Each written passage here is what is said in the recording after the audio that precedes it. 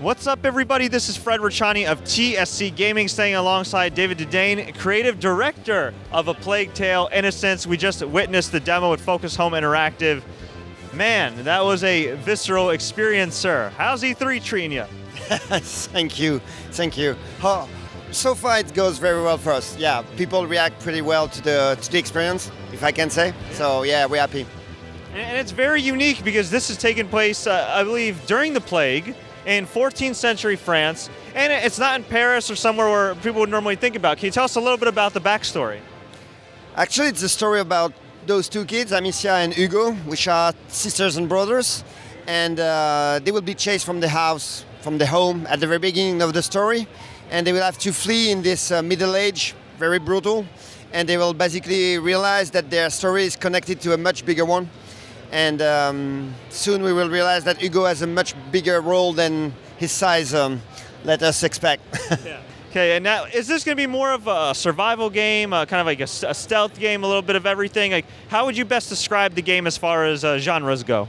I would say first that it's a narrative, story-driven game, and the key element of the game is clearly the survival type of mechanics, a little bit of stealth, a little bit of action and puzzle. And what would you say would be the biggest challenges in creating a game like this? Because we watched it was an immersive experience, seeing the flesh-eating rats, come out of the body. I mean, it was just great seeing the little Hugo, trying to help, but also not, trying to survive as well. What was the biggest challenge for you in creating this game? Good question. I think the biggest challenge is really, to permanently keep the link between the narration and the gameplay. Keep the gameplay interesting and challenging, and keep it fresh. And at the same time connect the journey of the emotional journey of the two characters, keep it true to the gameplay, which is obviously there is technical challenge connected to this, the rats, the way the lights inform the behavior of the rats, all of this, the beauty of the game in general, the look and feel. But yeah, it's this permanent work about keep the truth and the authenticity of the relationship and the gameplay connected all together during the whole experience. For sure. And what was the inspiration for a game like this? Because I'm personally a huge fan of great narratives and narrative games and everything. And this is just very unique. I mean, it's very easy to do something related to the military or royalty or anything like that during that time period. But you chose to have Amicia and Hugo, see it from like their lens, so to speak. What was the inspiration for you? There is lots of different inspiration, and it comes from different people, key people in the team. I would say that obviously there is the graveyards. I don't know the translation. Le tombeau des lucioles, the graveyard, the butterfly of the graveyard, a Japanese animated movie, which is the story about two kids in the just at the end of the Second World War, which is really about this friction between the innocence of two characters and the brutal world all around them. So it's one of the inspiration. In terms of gameplay, obviously there is Last of Us, which have informed everyone, perception. There is a little bit of Resident Evil 4 also, I would say, for the survival type of mechanics and relationship between two characters. And lots of cinema reference. Recently, Macbeth was one of my favorite. The way they filmed an actual real world, but in a very aesthetic way, without tends into the fantasy, but keep it beautiful but visceral at the same time. So, well, great stuff. We were definitely impressed by the demo, but we got to ask you a few key questions. What platforms is this game going to be on, and when can we expect it? So, PlayStation 4, Xbox, obviously, PC, and it will be out, let's say, at the beginning of next year. Great. Well, we're looking forward to it. We appreciate the time. Thank you so much. Best of luck. Enjoy the rest of E3. Thank you very much. What's up, everybody? This is Fred Richani of TSC Gaming, staying alongside Lenny, the brand director of Pro Evolution Soccer, and he just presented us Pro Evolution Soccer 2019. We're going to be talking all about that. Lenny, how's it going? Good, very good. I mean, E3 is going very well so far, and we are very happy to see how the game has been received so far. So yeah, very positive. From what you showed us in the demo, depending on what you could talk about, I mean, it seems like quite a bit, right? Yeah, no, definitely. I mean, first of all, I mean, we've added a huge amount of new licenses, also exclusive licenses to the game. The game, as you said, like the lighting, the graphics look amazing, especially here at our build. So yeah, there's loads of stuff coming. And one thing I told you off air is that one of my favorite parts of PES, and I think some people might find it silly, but is the celebration. It's just like the overall presentation, because I'm not normally a soccer guy. Like originally when I started playing the game, I was just kind of a casual fan, and I really got into the sport just by, that you can feel the energy of the crowd, from the anthem to the celebrations to everything else. I know you got to focus on the gameplay and the mechanics and the licenses and all that jazz, but how much detail, how much time goes into all those celebrations and everything that kind of gives you like the emotional connection with the game? Definitely. I mean, as you said, obviously, I think the celebrations are the rewarding part once you've scored a goal. So you want to celebrate your goal. And so what we are doing is actually we are looking into very popular, famous celebrations, and every year we are adding a new huge amount of celebrations to the game. Like, as you could see from the build where you can take a selfie, we've already introduced this one, but now actually you can jump into the crowd after you scored a goal, especially when you score the winning goal. Your player is jumping to the crowd, celebrating with the fans. That's pretty cool. Now, it might be hard for me to describe. I think maybe you could describe a lot better considering you work on the game. But for me, when I play PES, I just feel real comfortable playing it. It's just something different. I feel like I get like a better feel than compared to like FIFA and some other sports games. It's hard for me to describe. Can you describe it to somebody that maybe hasn't tried PES yet, is on the fence a little bit? I think, yes. I mean, as you said, I think the most important one is that the game is rewarding. I mean, the controls, literally once you've played the game, you feel like you're standing on the pitch. You have the full control over the ball. The ball physics are amazing in PES 2019. And also you have so many opportunities with your players, so many individual skills you can pull off. The shooting is completely free. New animations, new variation of shots have been included. So it's super authentic to real football. What would you say is the biggest challenge in creating a game like this? Because, I mean, to come out with this every year, to continue to improve with the tough competition, I mean, what would you say is the biggest obstacle every year? I think the biggest one would be actually to include new surprises every year. So every year we are looking into what can we change, what can we add, what's new for our fans, for our consumers. And if you take back one step to last year, for example, we had Usain Bolt into the game, which was huge for us. And this year, as another example, we included David Beckham from 2018 into the game, which means that our fans, they actually can play with David Beckham as he is right now. Yeah, and I understand you have a whole Legends team, right? Yes, we have here at E3. We have a whole Legends team. Later on, this team most likely will not be included in the game. But here at E3, actually, you can play with 11 Legends all together, and those Legends then later on will be available in my club right from launch. That's great. And before we let you go, I mean, the World Cup just started. I have to put you on the spot. Can you make a prediction? Yes, I think I'm from Germany, so fingers crossed. Germany will defend their title, and I think it will be very tough, but I hope that they will do it. Where can fans find more information about Pro Evolution Soccer 2019? So please just go, you can go to our social channels, facebook.com/PES, Twitter, Instagram, we are present there, or even you can come to our website, konami.com/WePES. Great. Thank you so much, sir. Good luck with the game and everything else. Thank you very much. Thank you, man. That was great. Thank you so much. Pleasure. What's up, everybody? This is Fred Richani of TC Gaming, sitting alongside Joshua Boyle, community manager of Bethesda's Quake Champions. Joshua, how's it going, man? Really, really good, man. The C3 has been pretty hype. It's been insane. Now, outside, of course, you got a big line for Quake Champions, but you also got a huge line for Fallout 76. You guys are doing some birthday party, something like that. Have you had a chance to, I know you're community manager and you're doing your thing, you're technically working, you're on the clock, but have you had a chance to partake in any of the Bethesda activities? Oh yeah. I've definitely been through, there's the Fallout 76 experience is basically like being a vault dweller for right before you get out to the pre-reclamation area, so that's amazing.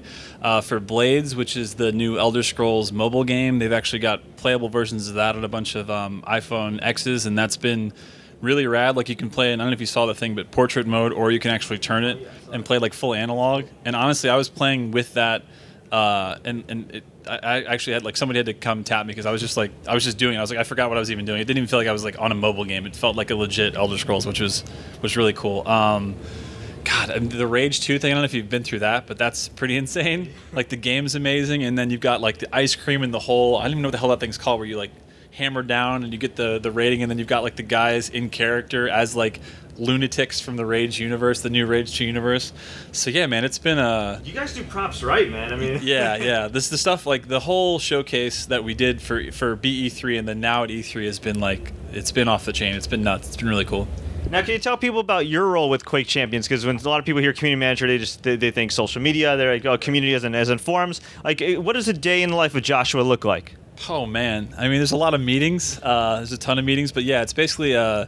So we do social media for all the Quake channels, but we also basically are always in meetings with both marketing, a little bit of sales, and very heavily on the dev side. So our coworkers at id Software, all of the awesome Quake Champions team, we're always talking about the things that we're working on, what we're doing next, and always, you know, the biggest thing that we're doing as community managers, Mortal Emperor and myself, for Quake Champions are basically talking to the players, getting all the feedback, whether it's balance changes, whether it's new features they want to add, whether it's stuff they've had in previous games of Quake or even other games in general, and always trying to make sure that everybody's on the same page and we're all working on basically everything to get people into Quake and get them acclimated and, you know, get them addicted, which is like usually like 4 or 5 games. Yeah. now Quake is a legendary name. I mean, a legendary franchise in gaming and everything. And a lot of people maybe have heard the name, maybe they haven't played it in a while or played Quake Champions. For somebody that is a little familiar with it, but you know, needs like an elevator pitch of sorts. Sure. What can you tell us about Quake Champions and why people should play it? Sure. Quake Champions is basically the fastest, highest skill FPS ever that is actually, it's so much fun. It's funny because it sounds like, you know, maybe it could be daunting to hear that at first, like, oh, it's the fastest, hardest game to play in theory, but really it's not. It's just because, you know, I think a lot of us growing up got used to dying in games, and then I think a lot of games as they've evolved kind of took some of that out. So it's like the whole fad with Battle Royale right now about how it's like, oh, you only die once so you don't feel that bad, but it's like, what did you actually accomplish in that? And like, what did you learn in the map, and how did you like acclimate to it so that the next time you play it, you're better at it? And I think every death in Quake Champions is basically like a lesson of the things that you could have done better and maybe situations that you could have handled differently. But it's the best weapons with the most variety. It's the fastest. It's the most fun multiplayer game on the market, period. I mean, I've always grown up with Quakes, and then when they announced what this Quake was going to be and the addition of champions and abilities, the amount of, and also there's different stacks from where you start from a balance. So it's just, honestly, like movement, everything, it's changed the game, and it's changed the depth of Quake so much that this is like by far the best one to get in, because it's a celebration of all the Quakes. Listen, it's just the two of us here. There's nobody watching at home. Sure. Can you give us any info on a potential release, or, you know, we've heard rumors about maybe, you know, Quake Champions being on console, which would be pretty cool considering, you know, Bethesda's had a lot of games go to Switch and, you know, Xbox and all that jazz. Yeah. Any info you could give us? Any hints? I mean, I'll say this. You know, as a company, we're always looking to get our games on as many platforms as possible, because that's the Bethesda way. It's like we want everybody to enjoy our games the way they want, when they want. There's no definite release on anything yet, but, you know, nothing's basically out of the consideration. And as far as when free-to-play will be open, or when, like, fully, or when, you know, basically when the, like, when we'll be out of early access, I mean, as ever, it's done what it's done. And honestly, what's so important about this week is all the feedback that we're gaining now from brand new players that are just experiencing what it's like to get in and see how the onboarding is for them in particular. Like, their experiences are going to help shape the rest of the you know, like, new free-to-play players coming in. So, yeah, it'll be ready when it's ready. And we're so happy to have everybody in. It's been really, really cool. Like, the community has been, we have like the best welcoming community. I don't know if you're like that familiar with the Quake Champions community, but they've been super, super awesome as far as just like being really welcoming and showing people the ropes really quickly. Yeah. That's good to know. So before I let you go, what's the best piece of advice you could give anybody that wants to play Quake Champions? Just really, like, grab a friend, play together, and have fun and enjoy the crazy carnage and speed that you can only get in Quake Champions. Go to quake.com. That's where you can find all the download links you need and all the information you need to get in the game. This week, again, you got to get in, because otherwise I don't know when it's going to open up again. So get in now. To find me and the game online, Twitter.com/Quake, Discord.gg/Quake are the two fastest ways. And you can always hit me up, Tokyo Punch-Out, all one word, lowercase, on Discord, on Twitter, on anywhere. Hit me up. Let me know how you're liking it. Let's play some. Years yesterday. What was behind the decision to make him a more experienced Spider-Man? So I think when we were early on, we were talking about the story and the kind of story we wanted to tell. We knew right away we didn't want to do an origin story because people told us pretty quickly they don't want origin stories. And coincidentally, the studio side was doing the younger Spider-Man, which is great. So we thought, what would be a good time to get his life to explore? And I just remember back when after I graduated college, what life was like. It's like that. If you're finally an adult now, you're paying your own bills, you have a job for the first time, and trying to make a name for yourself. So we just thought that would be a good opportunity to explore Peter. And as he meets his mentor and stuff like that, that'd be really cool. Awesome. What can you tell us about? We saw a whole bunch of villains in their trailer yesterday. They just kept coming. So what can you tell us about the villains we're going to be fighting? So back at E3 last year, we revealed Mr. Negative, and he plays a pretty big role in the game. And he's a relative newcomer, right? But we also, it's a superhero game. We gotta have superheroes. And back in, like I said, people were like, well, we introduced one new villain, and I was like, that's not enough. And over the last 8 years, he's locked up many villains: Rhino, Electro, Vulture, Scorpion. And again, we've been saying, not only is Peter going to be pushed more emotionally than ever before, but same physically. So it's just, we have a sense for sense. We thought that would be a pretty good test for a 23-year-old Peter. We saw someone mysterious right at the end of the trailer. Yeah, so I figured I'll just spoil it for everybody now. Forget about September 7th, just spoil it now. Well, it's there is a leader, and that person was teased, and when you play the game on September 7th, we'll figure out who it is. And how do you strike that balance between making a game for people who like the Spider-Man movies, maybe they're fans of the MCU, and then you've got the fans who've been reading Spider-Man comics for years and years and years and years. What have you put in the game for them that they can explore in terms of lore? And how do you strike that balance, making a Spider-Man game for everyone? You guys want me to go for it, Brian? All right. I think what makes the Marvel movie so popular is that they don't just they're so accessible to people who aren't the hardest core fans, right? So we work really hard with whether it's design, art, character, why, to make sure and story, make sure that we're educating who Yuri Watanabe is. Even Wame or Martin Lee making Negative, we want to make sure that whether it's actually in the game when you're playing a mission or even you're going through a UI, that we educate you on who people are, because we can't assume that everybody knows the characters like we do, right? That's just unfair, because our job is to know what those characters are, right? But I think we want to make sure that it has a level of accessibility. I think everything we do, whether it's swinging, combat, upgrading his character, and then their story and our lore, there's a level of accessibility. We want as many people to play this as possible. I think that's what, comics and the movies do really, really well. Yeah, and I was going to say too, in Marvel stories, first and foremost, all the characters are humans, right? Who just happen to have extraordinary things happen to them, or happen to have extraordinary abilities. And that's what we're telling here. We're telling a human story. And I think that players, or even if they're not Spider-Man fans, will find the story very relatable. I totally agree. I think that was the biggest thing we said. As much as it's an awesome superhero fantasy, it has to be a story. I think that we want it to be a great, interesting story, even if you didn't have a superhero. That's just, that's the layer we put on top. And it's, like I said, it's much of a Peter Parker story as it is a Spider-Man. I think the other thing is that we work really closely with Marvel to find out the identity of those characters, really what defines that character, and then work that in our universe. Listening to Brian and Bill Roseman and Marvel worked on really well. Yeah, I think that one thing to remember is this is not based on the movie, or it's not based on a particular comic story. It's our own Spider-Man universe, and the mantra was we want to respect the tradition of the franchise, but we also want to still be free to mix things up. So, for example, in our world, up into this game, Wilson has been the big bad. It's all about getting down to this, and then once he's out, available to the biggest threat. So, and the great thing working with Marvel is it's so open to pretty much everything. There's some really big things in the game that we haven't revealed yet that I think are going to surprise a lot of people that they were like, they went to that. And people like Bill and Eric and Mike, they've been unbelievable collaborators on this, along with Sony.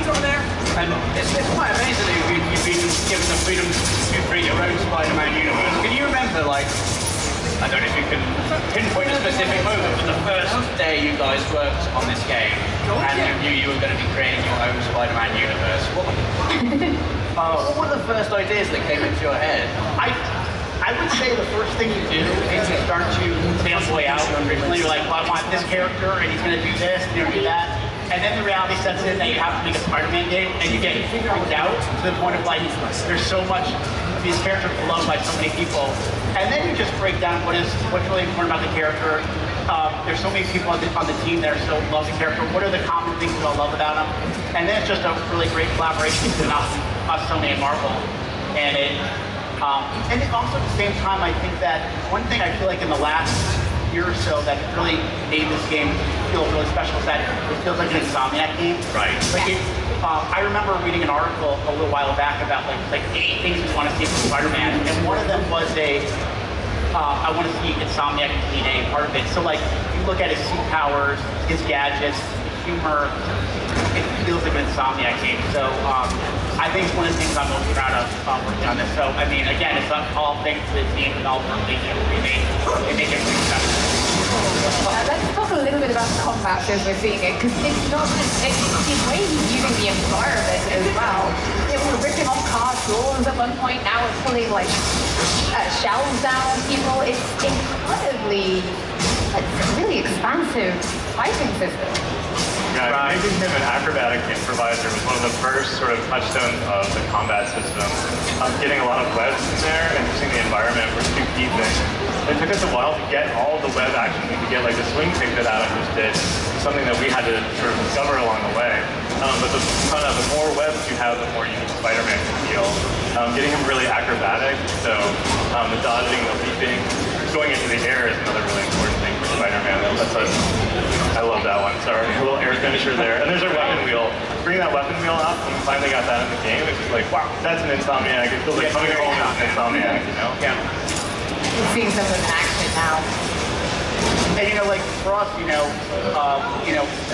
our experience with some self-survive games was like up, like getting ourselves running for combat. It's something we hadn't really done a big improvement on action game like melee based.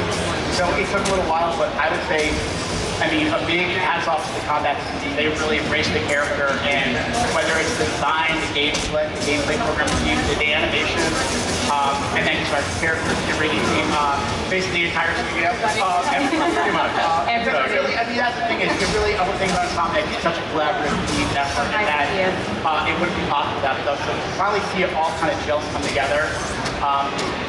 Like one of my favorite days at the studio was when we had pretty much everybody represented, even we had UI there, everybody we were talking about different superpowers, different gadgets, and it was like, I remember walking out of there and telling Ted, our president and CEO, going, this is one of the best weeks I've been in 10 years working at the company. Wow. So it's what makes Insomniac special. That's what goes back to what you said, it feels like your game. Yeah. And that's why. Yeah. That makes me, hearing that, big old smile on my face. What's a smile on our face? I'm sorry, I'm just watching the combat and mesmerized. We can shut up and watch it. This has been absolutely incredible. And I guess this was like a side mission we picked up? Yeah, so basically this was an interdemon base that, so after Takedown Wolves of Fisk, a new gang comes into town, the interdemons, and they have different installments throughout, and basically you're doing clearing these things out, and after you complete it, you actually get currency that you can use to customize your Spider-Man, so you can use it to unlock a new suit, an upgrade a gadget, or craft a new gadget, use suit mods, and I think it really, again, we realized really early as we showed the game really to people, suits were really important, and people like, yes, really important. We've heard all of our requests, and you're like, yeah. And Gab, if you're out there, the Gab star of the character, and it's just having that kind of that carrot to kind of customize Spider-Man how you want to do. And the phrase that, however you look at the like when you're playing, if you look at a cutscene, he's wearing that outfit. So That's what I like. Yeah. That's what Yeah, I was gonna say it was kind of funny because there's a lot of really big Spider-Man fans on the character team. So then originally we're like, oh, maybe we'll just do a couple, and then just more and more Spider-Man skins kept showing up. Sometimes even without request, right? My favorite is Gavin, our lead character artist. Well, it's like a Saturday morning, and he'll just text me a picture of a work in progress suit, and he'll just do it. Come on, like ... And then I'm emailing Marvel going, so push ... and they usually give a thumbs up. So it's just all of us kind of fulfilling a dream that we wanted for a long time. And when you see the other suits in the game, they look so damn good. Like just the materials and everything just so good. Yeah, that's one of the things I'm most excited about, and I can't wait for fans to play the game and check out how many suits there are. People have been tweeting us forever and asking for all these suits, and I wish I could tell you what they were, but you guys are going to have our minds blown. Yeah, there's a lot.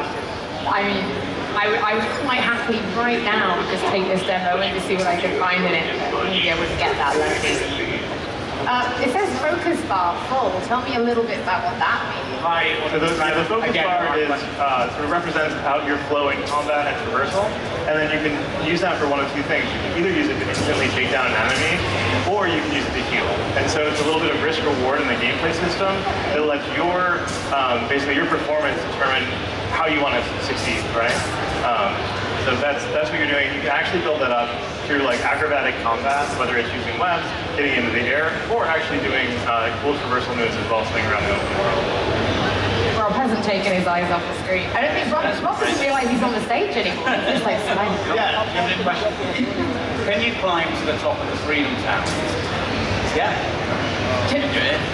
Not in this demo. It's on the other side of the city, but you have to do it. Empire State's in this. And also you go to Dedeine Tower as well.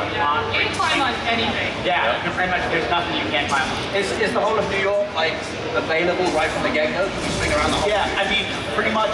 I mean, we send you at this tower pretty quickly. Like, the game opens up with you getting basically an alert that, hey, we're going after Fifth right now. Get your butt here, and you start swinging toward it. Then you finish that mission, and the whole city's open to you. Right? Yeah.